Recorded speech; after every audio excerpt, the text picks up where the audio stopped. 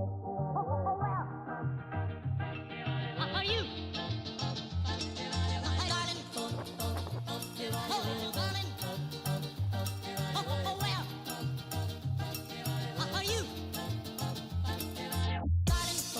So, Amsterdam, it is such a marvelous city with so much energy and so much bustle. I absolutely love it.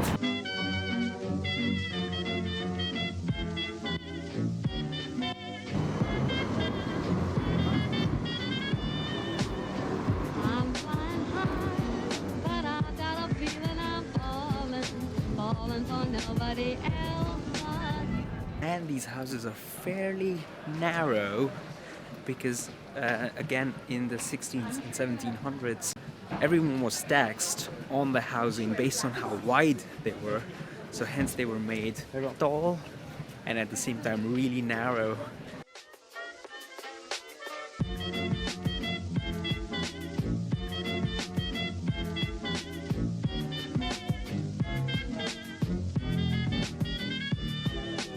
I've got a feeling I'm falling for nobody else. So Amsterdam, by European standards, is a very young city. So it was set up around the year 1000, mostly by merchants and farmers on a marshy piece of land. And it's below the sea level. So right now we're walking, that's 2 meters below the sea level. So that's how you have all the windmills that are pumping out water continuously and all the dikes. And now it's one of the densest country in terms of population in all of Europe.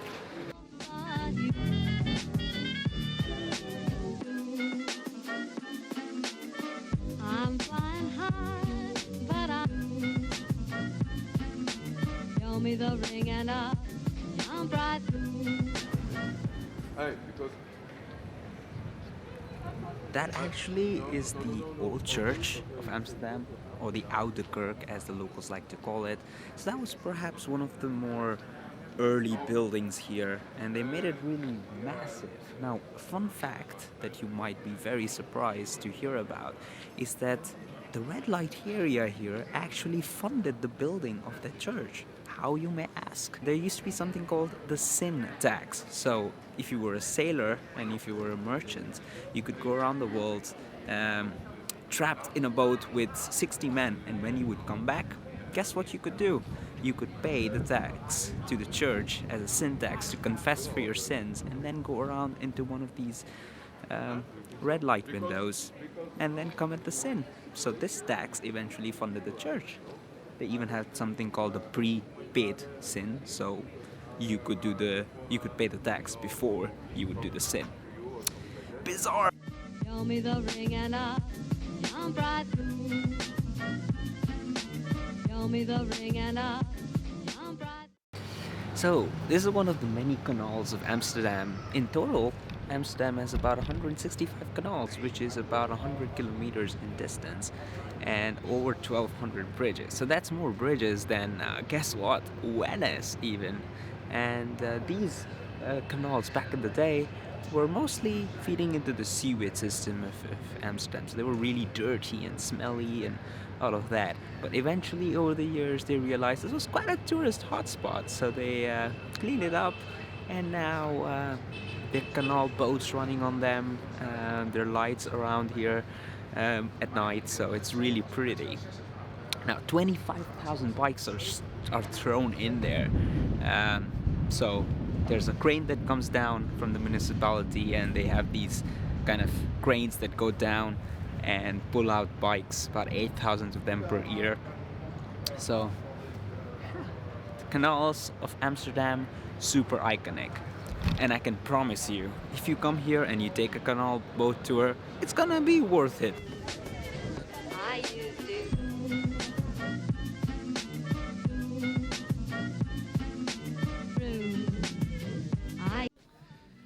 So, this, how are you doing, Dome? Good.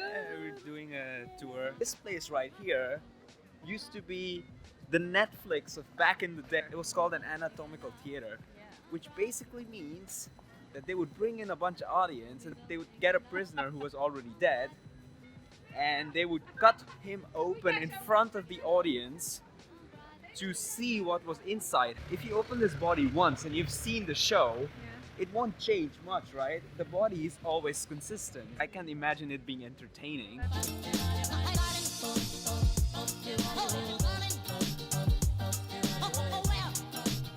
I mean, I live in the Netherlands, but the bikes here are quite something. They go fast, they don't wait for you, but also because there are just so many tourists that they just at some point get really annoyed by how many tourists there are standing on the bike lanes. But here they go super fast, and hence there's a golden rule when you're in Amsterdam.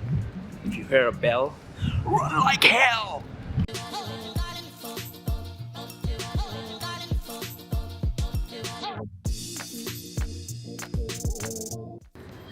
Formerly, this square was a very, very busy square and it served as a place where people could trade milk and butter. But today, those days are long gone, and this is a place where you would come down at night, because here are some of the most famous bars, pubs and coffee shops in Amsterdam.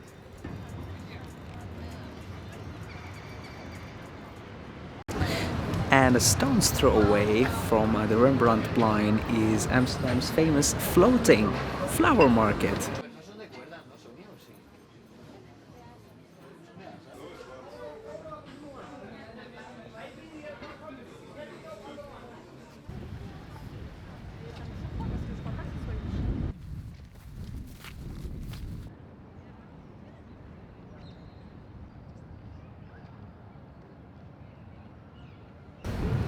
And if the city starts to get a little bit too bustly for you, you could take a little break and come down to Vondelpark, which is not too far from the city center.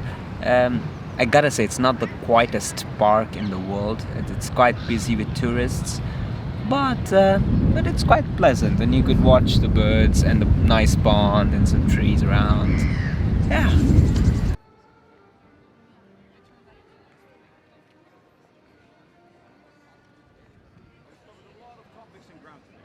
About our humble fisherman's village origins, about hidden churches, prostitution, coffee shop, art.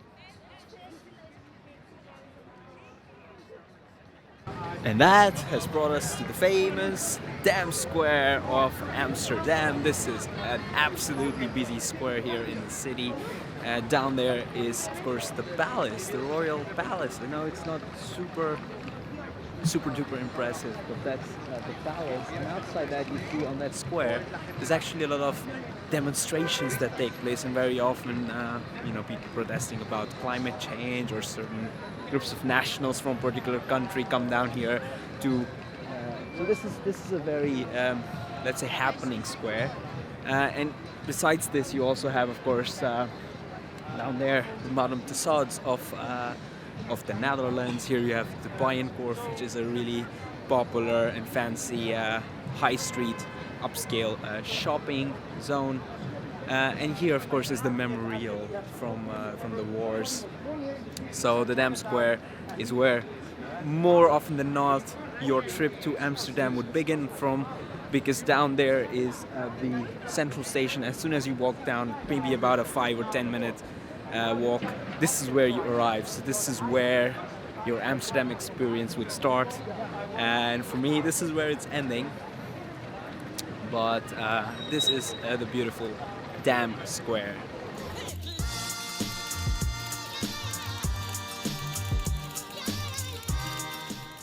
It has been a pretty long walk around town. We've seen a lot of things, but now the only thing I need is food.